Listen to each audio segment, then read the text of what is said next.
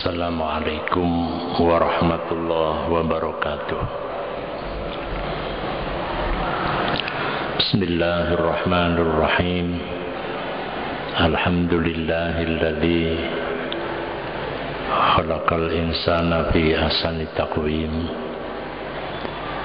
Asyhadu an la ilaha illallah wahdahu la syarikalah. Al-Malikul Haqqul Mubin. Wa asyhadu anna sayyidana Muhammadan abduhu wa rasuluh shadiqul wa'dil amin. Allahumma salli wa sallim wa barik ala sayyidina Muhammadin wa ala alihi wa sahbihi ajma'in. La hawla wa la quwwata illa billahil aliyyil azim. Amma ba'd. Qala Allah Ta'ala fi kitabihil karim wa huwa asdaqul qailin. A'udzu billahi minasy syaithanir rajim. Bismillahirrahmanirrahim. Yauma la yanfa'u malun wala banun illa man atallaha biqalbin salim. Sadaqallahul azim.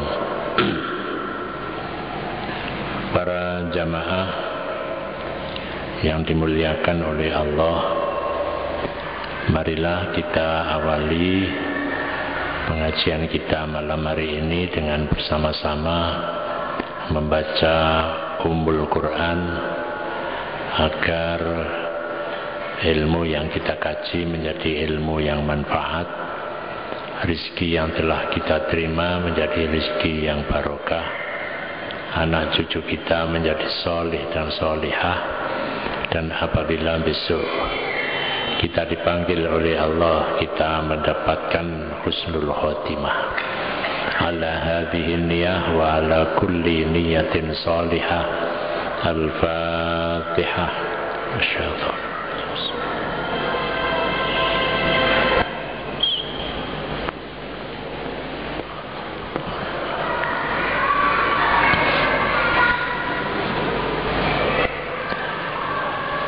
Para jamaah yang dimuliakan oleh Allah, kita lanjutkan kajian kitab Iqadul Himam fi Syarhil Hikam.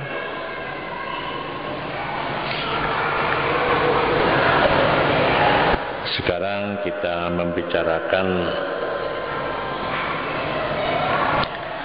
tentang ayat yauma la yanfa'u malun wala banun illa man atallaha biqalbin salim.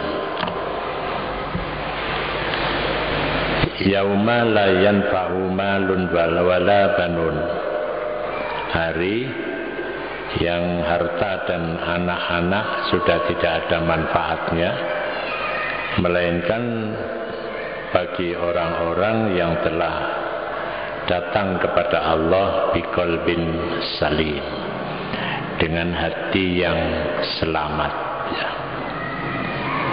Para jamaah yang dimuliakan oleh Allah, apa yang dimaksud dengan al-qalbu as-salimu, ya, qalbun salim itu apa? Di sini disebutkan bahwa huwallazi la ta'allaqa lahu bi syai'in dunallah, yakni hati yang tidak tergantung, ya, dengan sesuatu selain Allah.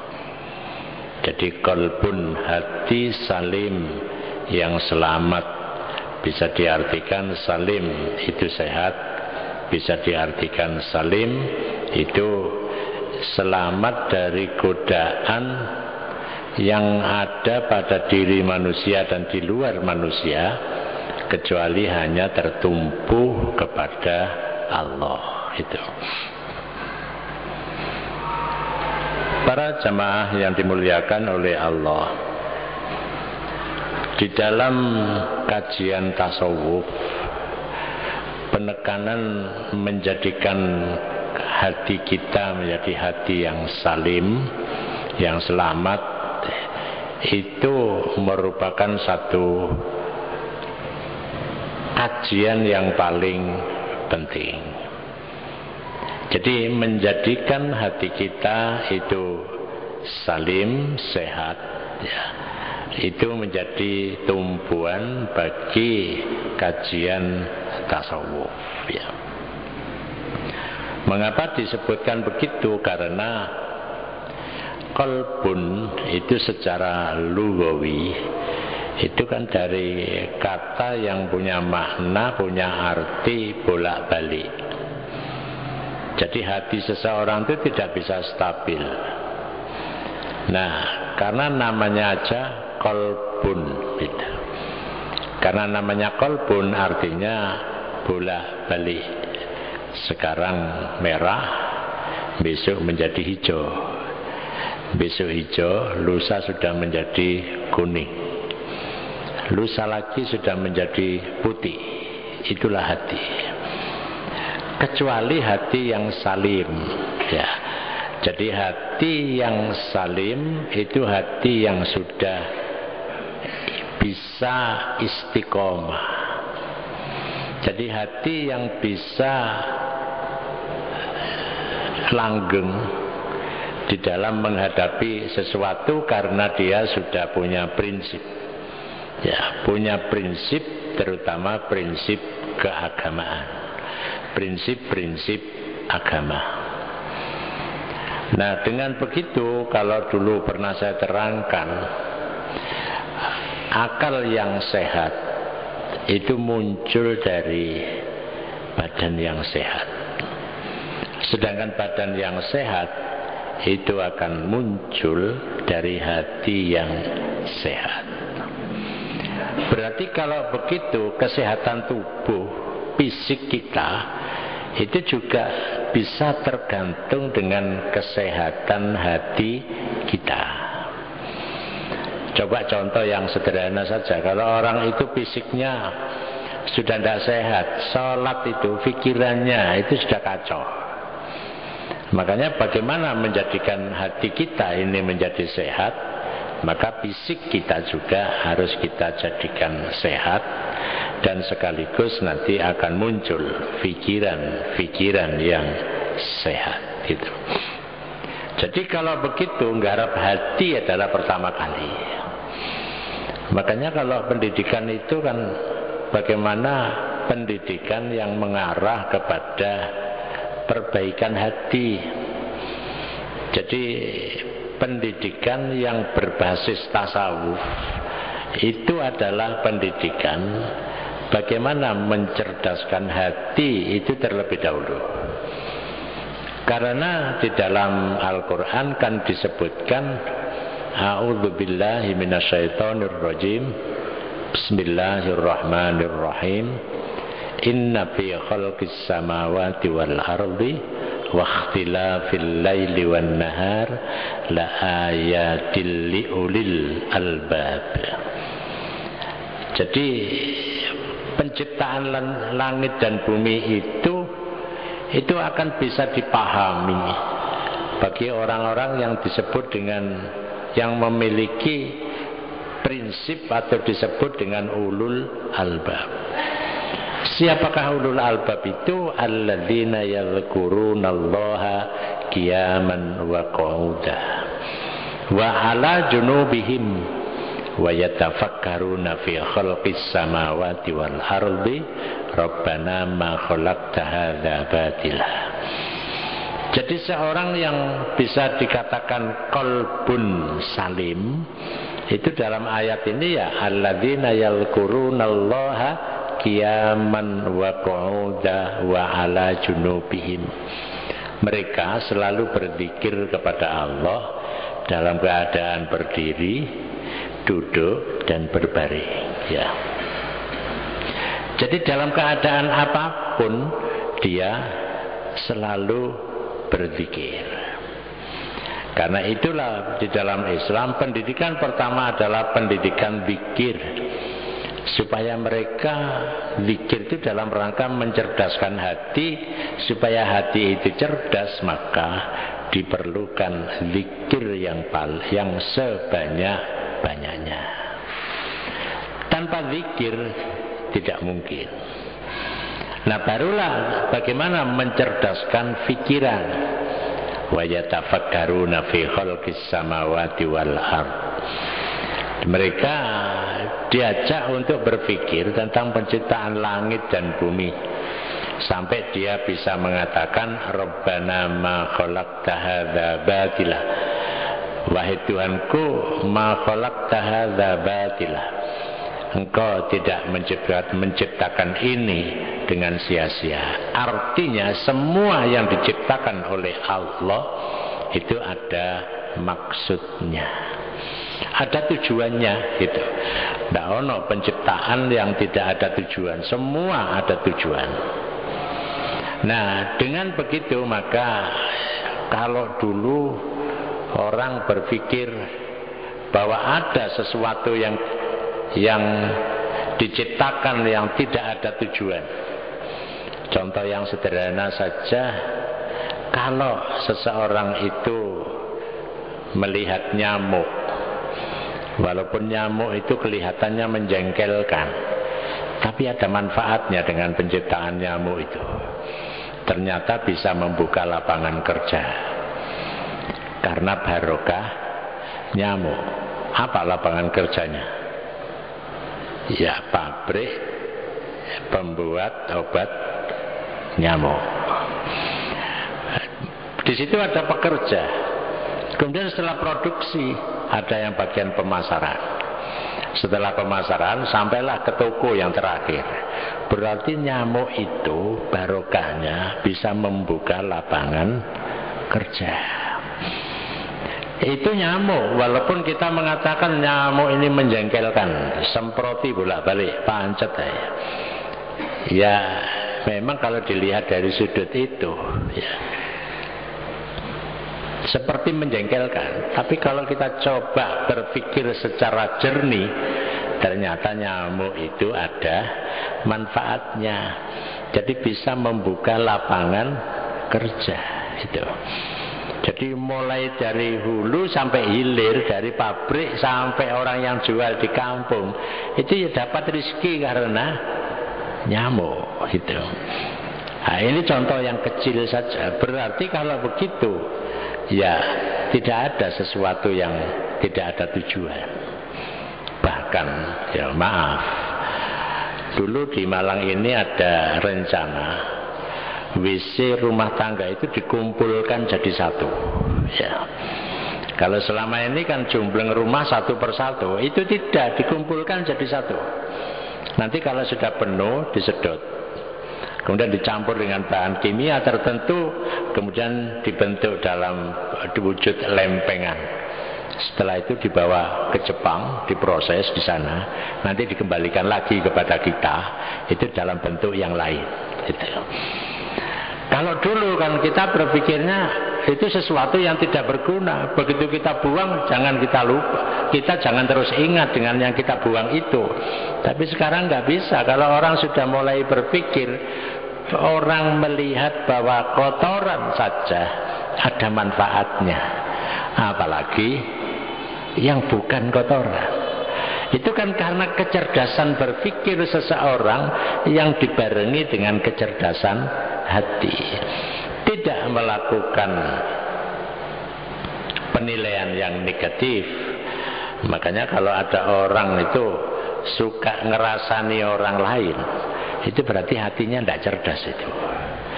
Dia itu sama dengan merendahkan dirinya sendiri. Maka dengan kecerdasan hati itulah semua akan menjadi baik gitu. Para jamaah yang dimuliakan oleh Allah. Jadi seorang yang berpikir ya karena hati yang cerdas, qalbun salim, itu hasil berpikirnya kan bisa berkembang. Makanya kalau kita coba perkembangan pemikiran manusia. Sebagai contoh saja, kalau dulu ketika kita masih kecil ini yang bapak-bapak, tidak ada pikiran seseorang itu ayam bisa bertelur terus menerus. Kalau kita melihara ayam, itu bertelur 10, setelah itu kita maunya supaya nggak anggrem, didusi Pak. Setelah itu bertelur lagi, ketika mau anggrem didusi lagi. Nah setelah itu dia bertelur lagi dan didusi supaya orang anggrem. Mari ngono wis purik gak gelem ngendok gitu. Itu dulu Pak. Tapi sekarang kan orang sudah karena kecerdasannya bisa merubah apa yang selama ini di luar pikiran kita. Ternyata sekarang kan banyak ayam yang diproduk untuk bertelur tok. Jadi penggaweane mangan, mari ngono nelek ditambahi metundoki gitu. Dan itu sampai beberapa bulan bisa bertelur gitu. Itu kan karena apa? Kecerdasan manusia di dalam merubah dari sesuatu yang tidak ada menjadi ada. Tapi itu tidak mungkin kalau dia tidak memiliki hati yang cerdas, akan memunculkan pikiran yang cerdas itu. Nah kalau kita kan tidak pernah berpikir bagaimana merubah. Yang terpenting kan sekarang sudah banyak produksi telur ayam. Kalau yang bapak-bapak ini dulu kalau makan ayam, telur ayam satu itu dipecah jadi 5. Sekarang ini sudah tidak lagi begitu. Karena apa? Produk telur itu sudah luar biasa, sudah banyak gitu. Jadi tidak ada orang itu makan telur kemudian dipecah jadi 5, itu tidak ada. Sekarang itu diberi 1, bahkan blenger telur itu sudah banyak gitu ya. Karena apa? Karena kecerdasan manusia. Jadi kalau dulu kita ini pergi haji, ya mungkin tahap-tahap awal ya naik kendaraan darat atau mungkin jalan kaki. Berkembang naik kapal laut. Sekarang kalau naik kapal laut itu susah. Nah, berubahlah menjadi naik pesawat terbang dengan kecepatan dari Surabaya ke Jeddah sekitar 12 jam. Satu ketika itu bisa berubah menjadi 10 jam dan satu ketika bisa menjadi 8 jam. Mungkin nanti 1 jam bisa dari Surabaya ke Jeddah. Dengan kecepatan pesawat yang sudah sedemikian rupa, bayangkan itu, yang kecepatan 1200 km per jam. Ya kalau kita pergi naik pesawat itu di jok depan kita itu mesti ada TV monitor, ada monitornya. Ini tempatnya di mana, sekarang berada di mana, kemudian kecepatannya berapa. Itu kecepatannya bisa sampai 1200 km per jam. Kalau kita naik sepeda dengan kecepatan 100 km per jam aja sudah seperti itu. Ini kalau 1200 itu kayak apa? Berarti satu ketika ya manusia akan bisa merubah. Kalau perjalanan dari Surabaya ke Jeddah itu 11 sampai 12 jam, satu ketika bisa hanya 1 sampai 2 jam. Saya tidak tahu, kira-kira ya 200 tahun lagi lah. Lek gak percaya diinteni bareng-bareng gitu ya. Para jamaah yang dimuliakan oleh Allah, itu tidak lain adalah karena kecerdasan hati seseorang. Tidak cepat-cepat dia menduga-duga, tapi yang terpenting dia mencoba untuk meneliti dan meneliti. Karena kalau sudah ada dugaan-dugaan terlebih dulu, itu dugaan-dugaan yang salah, yang negatif, justru yang positif tidak akan muncul gitu. Nah, kalau pada ayat itu disebutkan yauma la yanfa'u malun wala banun, hari yang dimana harta dan anak itu sudah tidak ada manfaatnya. Apa ada saat dimana harta dan anak kita ini tidak ada manfaatnya? Sekarang masih semuanya bermanfaat. Tapi ada satu saat gitu, di mana harta kita itu tidak ada manfaatnya dan anak-anak kita tidak ada manfaatnya. Ya ini kalau kita berpikir cepat ya hari kiamat. Tetapi satu ketika kita mati itu bisa jadi ya tidak manfaat. Ya, harta kita tidak manfaat, paling-paling lek mati ya mobilnya digawe ngeterno nang kuburan. Dulur-dulure melok ngeterno, tapi mari ngono dulure ora melok, dunyane ya ora melok. Turu dhewean. Lah kok ya kendel turu dhewean gitu ya. Ini kalau kita coba berpikir ya kendel wong-wong iku turu dhewean. Mengapa dia berani tidur sendirian? Karena dia memiliki qalbun salimun. Karena di sini disebutkan ilaman atallaha biqalbin salim. Kecuali orang-orang yang datang kepada Allah dengan hati yang bersih. Kalau hatinya bersih, berarti apa yang menjadi temannya ketika di kuburan? Kalau itu kita coba hari yang tidak manfaat itu hari kematian.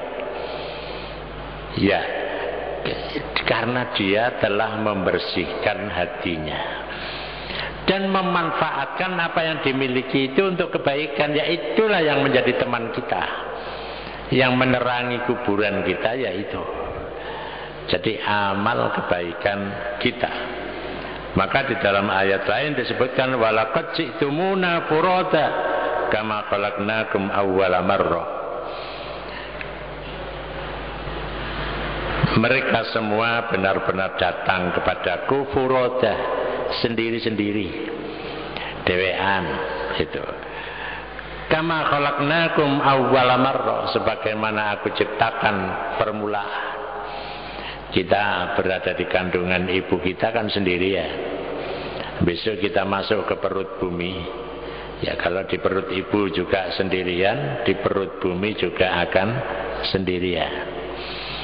Kalau di perut ibu keluar kemudian nangis, itu karena dia memahami bahwa ternyata di perut ibu lebih enak daripada di luar.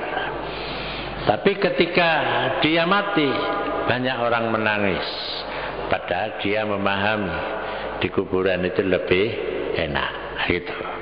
Cuma tidak bisa ditakokno, enak kan di kuburan itu gitu. Tapi itu penjelasan yang disampaikan oleh Rasulullah. Jadi ya sama dengan Pak Mudin ketika ada orang mati kemudian dimakamkan, setelah ditutup diuruk, Pak Mudin kan nalkin itu.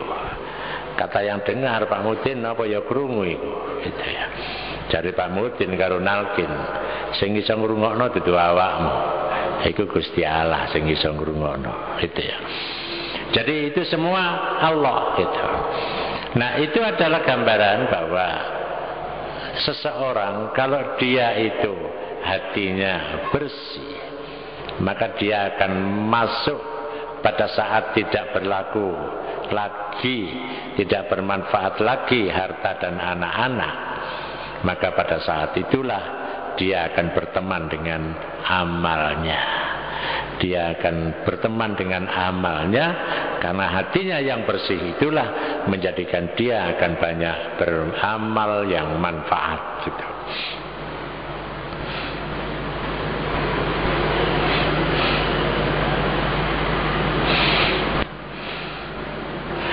Para jamaah yang dimuliakan oleh Allah, maka dengan demikian bagi seseorang yang mereka itu menyadari, maka berbuat amal yang bagus itu menjadi satu tumpuan, menjadi satu tumpuan, tidak ada lain.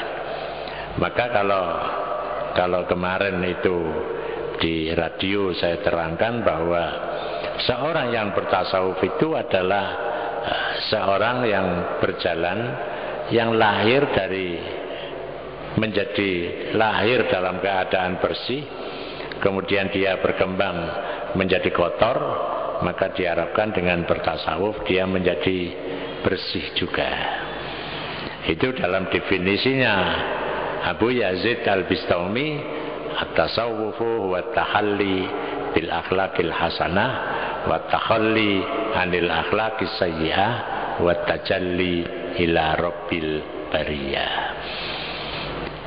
Tasawuf itu adalah menghiasi diri dengan akhlak yang baik dan menjauhkan, ya, wa takhalli, mengkosongkan diri dari akhlak yang jelek, wa tajalli ila rabbil bariyah, dan memunculkan di dalam setiap keadaan Tuhan pencipta alam.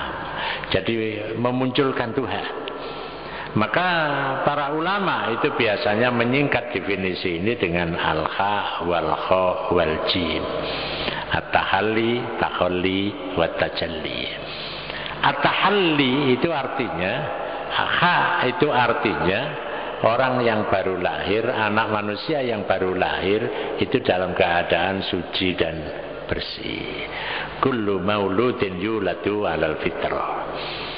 Jadi saya gambarkan seperti huruf H, kaono titik. Tapi dia akan berkembang setelah kelenjar-kelenjar seksualnya itu muncul, maka dia menjadi huruf H.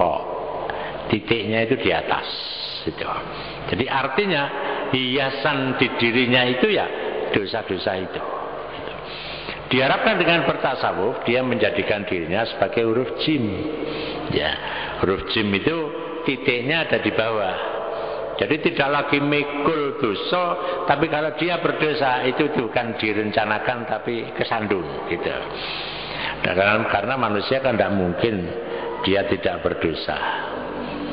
Nah, diharapkan dia nanti itu menjadi huruf H lagi gitu. Kalau dia mati seperti huruf H, dibersihkan dirinya seperti pada saat permulaan.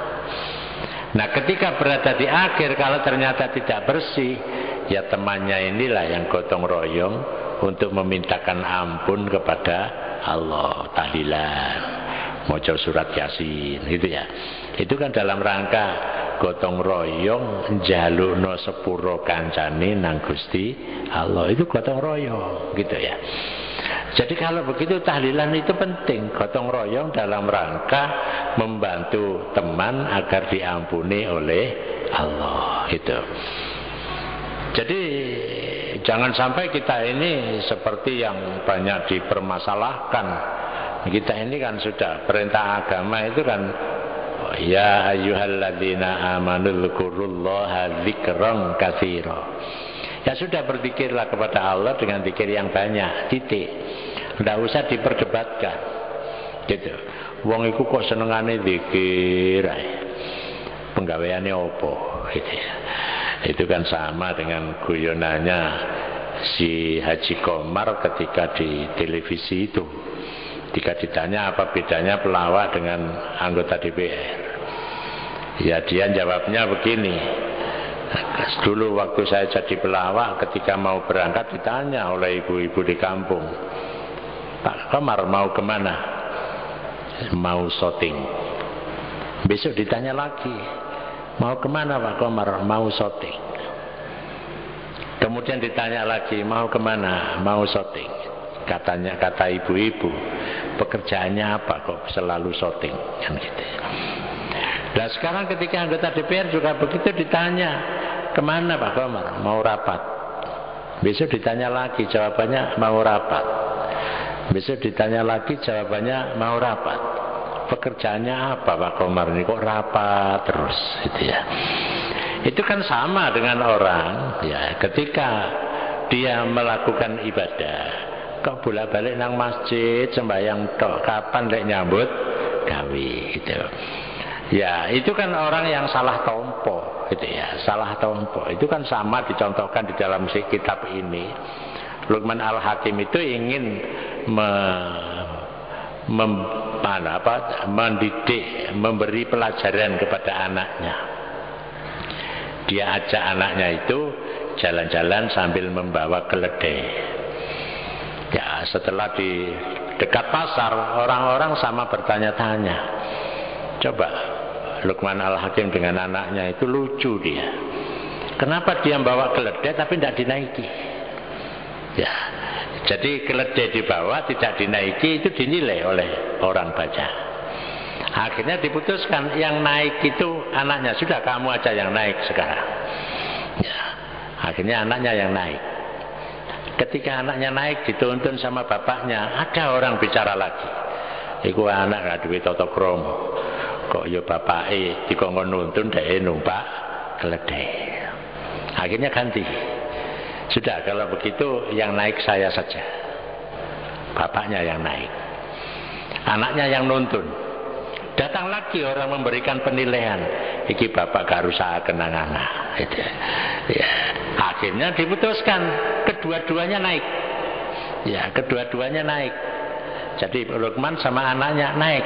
Sebentar lagi ada orang menilai, tidak berperi kehewanan. Gitu ya. Kok yo keledai siji ditumpahi wong loro. Akhirnya keputusannya apa? Mari kita pikul saja. Ya, keledai itu dipikul wong loro. Dinilai lagi sama orang lain. Itu gimana punya keledai kok dipikul? Gitu ya. Itu artinya begini. Orang itu setiap melakukan sesuatu tidak akan lepas dari penilaian orang lain. Kita melakukan apa saja itu selalu dinilai. Nah yang menilai itu ada kalanya kalau dia hatinya cerdas itu bisa membaca dengan penilaian yang baik. Tapi kalau hatinya itu jelek selalu menilai dengan yang jelek gitu. Ya itu contohnya begitu. Akhirnya keputusannya gak numpak kabeh wis pikul lah keledai gitu ya. Begitu dipikul ya saya dibiji mana gitu. Nah itulah kehidupan. Nah orang yang bisa memberikan penilaian yang bagus, dia itu hatinya yang salim, yang muncul sesuatu yang positif. Jadi tidak muncul yang negatif tok, tidak, tapi yang positif. Nah menjadikan hati kita qalbun salim yang selalu berpikir, termasuk pikiran yang salim itu berpikir positif, itu pancene susah. Karena apa? Ada nafsu pada diri kita. Nah nafsu ini biasanya memunculkan kelebihan diri. Jadi ya karena dia punya kelebihan diri menjadikan orang lain itu rendah. Disinilah sebenarnya sebagai unsur atau anasir dari seseorang itu suka menilai orang lain dengan nilai yang lebih rendah dari dirinya. Itulah yang di dalam Al-Quran disebutkan wala tuzakku anfusakum. Jangan engkau menganggap dirimu itu yang paling bersih. Aku, nah di sini berbahaya itu. Jadi kalau ada pikiran yang muncul seperti itu harus ditekan. Itulah yang dikatakan dengan riyadhah atau mujahadah, dipeksa awake. Ojo gak oleh ini iki. Yo masih wong liya itu berpikir negatif pada dirimu, tapi kamu harus selalu positif. Cuma ini kan yo angel, itu angel. Makanya yang saya contohkan itu bagaimana Sultan Salahuddin Al-Ayyubi setelah menguasai Baitul Maqdis, dia dengar tentara Romawi itu, ya Raja Romawi yang memerintahkan tentara Romawi untuk merebut dan menguasai Baitul Maqdis itu sakit. Sultan Salahuddin Al-Ayyubi kirim surat, ya agar supaya berkirim surat isinya minta izin kebolehan mengirim dokter untuk membantu kesembuhan dari Raja Romawi. Begitu dikirimi surat, jawabannya positif. Akhirnya dikirimlah tim dokter. Itu kan artinya begini, ini raja Romawi yang pernah memerintahkan untuk merebut Baitul Maqdis dan orang Islam yang tidak sempat lari dibunuh. Ya, kemudian Sultan Salahuddin Ayyubi memerintahkan tentara Islam untuk merebut kembali, tapi tanpa mengalirkan darah. Berarti tidak ada balas dendam, tidak ada dendam pada saat itu. Padahal dulu kalau diteliti betapa Sultan Salahuddin Ayyubi itu kalau menuruti nafsu, lah yo oleh biyen boloku dipateni sakmene akeh, aku bales kudu luweh akeh gitu. Tapi Sultan Salahuddin tidak mau seperti itu gitu. Ternyata apa? Dia melakukan yang terbaik. Diberikan contoh kepada orang lain bahwa inilah perilaku umat Islam yang terbaik. Bahkan ketika Raja Romawi sakit digolekno dokter. Nah kalau kita kan ndak duwe kanca elehan karena loro macano Fatihah ya ora. Apa maneh mungsune krungu loro jungane elek ndek ati. Ya. Dengannya elek di jerone hati. Ini kan harus ditunjukkan. Berarti kalau begitu kolbunya belum salim. Jadi makanya kalau kita ingin al-aqlus salim fil jismis salim wal jismus salim fi qalbis salim. Pikiran yang sehat itu muncul dari badan yang sehat. Badan yang sehat itu muncul dari hati yang sehat.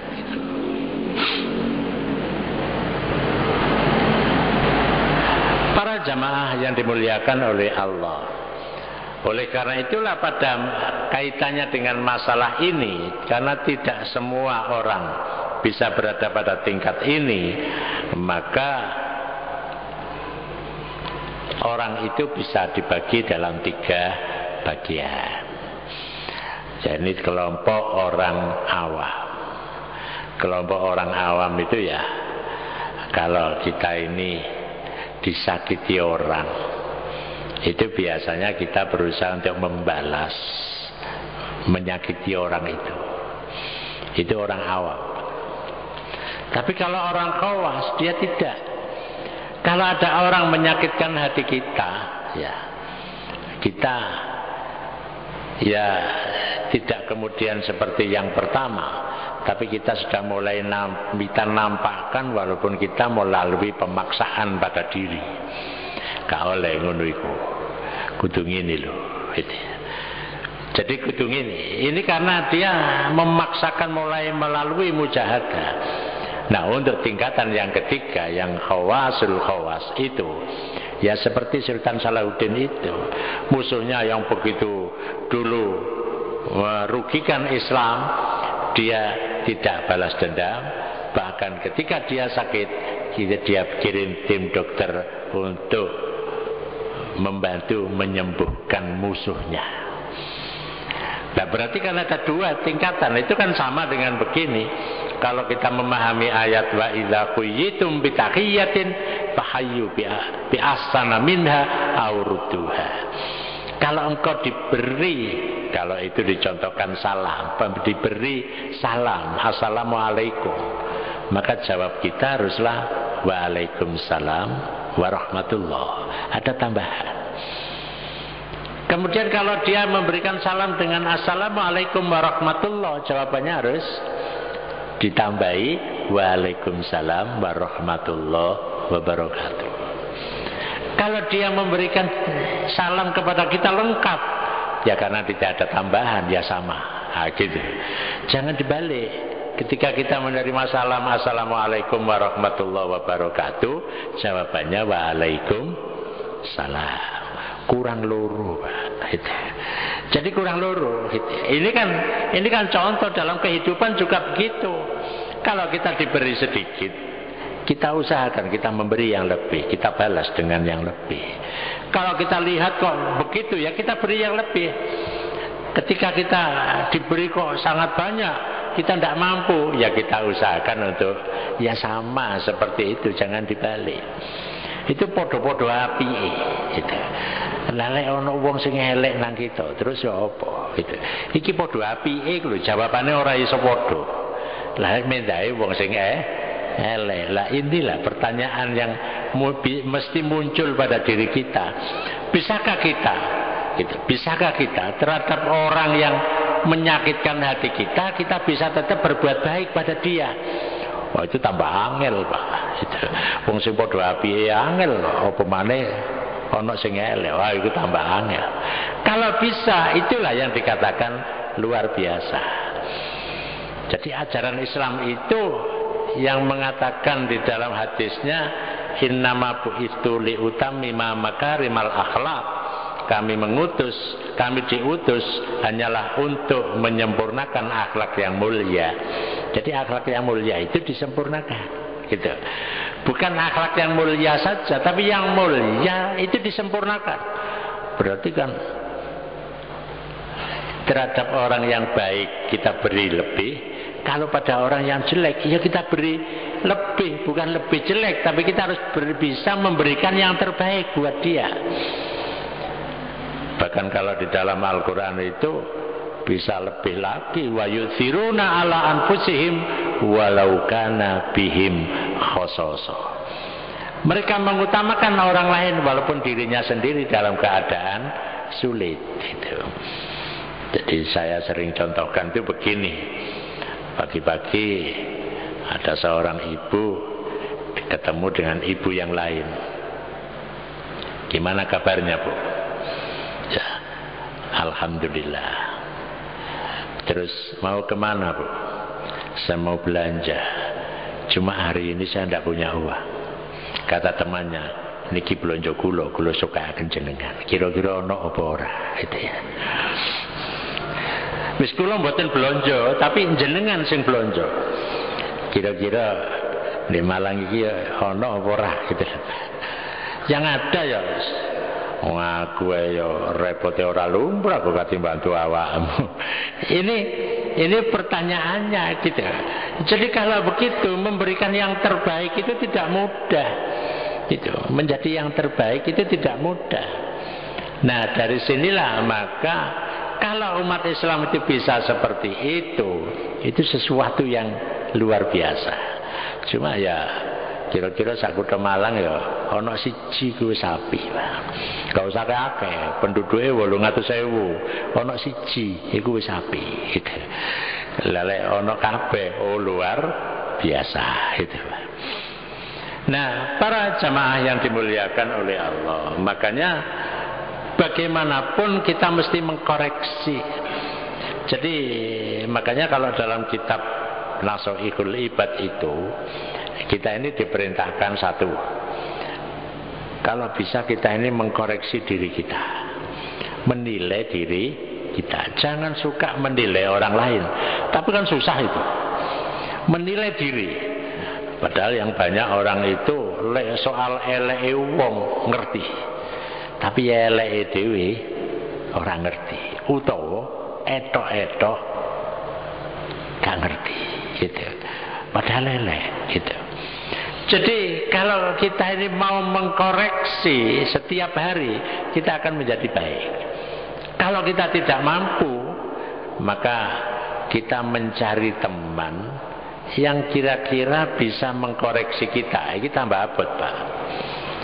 Jadi kita datangi teman kita, Cak, coba sih sampean koreksi kula niki, kurang kula niki nopo.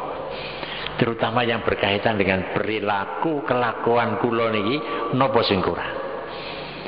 Nah, krana kanca niki ya sungkan padahal wis dijaluk kongkon ngilingno. Kate ngandani ya sungkan.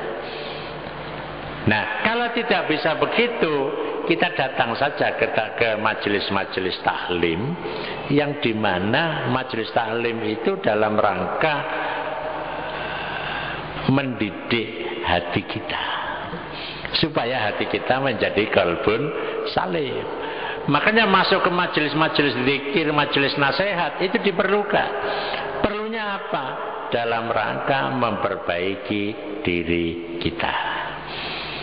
Kalau orang lain tidak mungkin. Tapi bagaimana kita masuk dalam majelis-majelis taklim, di situ kita merenungkan, itu adalah nasihat. Karena apa? Ad-dinu an-nasihah. Agama itu adalah nasihat. Nah, karena agama itu nasihat, setiap orang itu harus memiliki penasehat. Ya, jadi setiap orang harus memiliki penasehat. Cuma kita ini di sini kan jarang begitu. Kita ini butuh penasehat, lewis ono masalah. Gitu. Kalau di luar negeri sebelum dia bermasalah itu ada penasehat. Bener nggak aku iki sing tak lakoni iki cocok nggak dengan aturane negara lan aturane agama? Kalau setiap orang itu punya pikiran seperti itu, dia melangkah mesti selamat. Nah, kita ini kan sudah menjadi penasehat untuk diri kita, tapi biasanya lek nasihati gak pati kuat. Akhirnya melakukan sakarepe dhewe. Padahal diperlukan penasehat. Disinilah pentingnya bahwa seseorang itu harus bisa menjadikan agama sebagai nasihat pada dirinya sendiri. Untuk nasihat apa? Supaya hati kita menjadi qalbun salim. Para jamaah yang dimuliakan oleh Allah, kiranya itu yang dapat saya sampaikan. Semoga ini menambah wawasan kita bersama. Amin ya rabbal alamin. Al-Fatihah.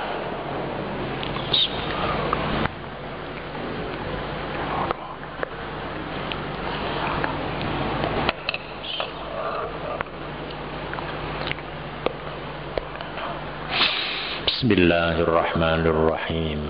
Alhamdulillahi rabbil alamin. Allahumma salli wa sallim wa barik ala sayyidina Muhammadin wa ala alihi wa sahbihi ajma'in. Allahumma arzuqna fahman nabiyyin wa khidhal mursalin wa ilhamal malaikatil muqarrabina birahmatika ya arhamar rahimin. Allahumma arzuqna hubbaka wa hubba man yuhibbuka wa hubba ma yuqarribuna ila hubbika waj'al hubbaka ahabba ilayna minal ma'il barid. Allahumma ja'alna minal muhtadin ad-daimina ala hubbik al-baqina ala wuddik al-mun'imina bikurbik wa afri alayna min nuri inayatik waj'alna min ahli wilayatika bimannika wa karamik. Allahumma rabbana zidna ilma wa wasi' lana fi arzaqina wa barik lana fi ma razaqtana waj'alna mahbuban fi qulubi ibadika wa azizan fi uyunihim waj'alna wajihan fid dunya wa fil akhirah wa minal muqarrabin ya kathiran nawal ya hasanal fi'al ya qaiman bila zawal ya mubdi'an bila mithal falakal hamdu wal mannu wasyarafu ala kulli hal. Allahumma ya muhawwilal ahwal hawwil ahwalana ila asanil hal ya wali ya muta'ali. Allahumma rabbana atina fid dunya hasanah wa fil akhirati hasanah wa qina adzaban nar wa adkhilnal jannata ma'al abrar ya azizu ya ghaffar ya rabbal alamin. Subhana rabbika rabbil izzati amma yasifun wa salamun alal mursalin walhamdulillahi rabbil alamin. Wassalamu alaikum warahmatullahi wabarakatuh.